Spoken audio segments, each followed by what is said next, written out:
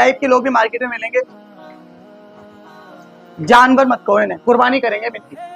अब भैंस वाला जो भैंस बेच रहा है वो यही तो कहेगा ना ये जानवर 30,000 का, ये 50,000 का है। जानवर मत कहो, कुर्बानी के हैं ये, क्या कहें इन्हें? अब जानवर को जानवर नहीं कहेंगे तो क्या कहें? भैंस को खाला कहो, भैंस का जो बच्चा है खाला का लड़का कहो, कजन।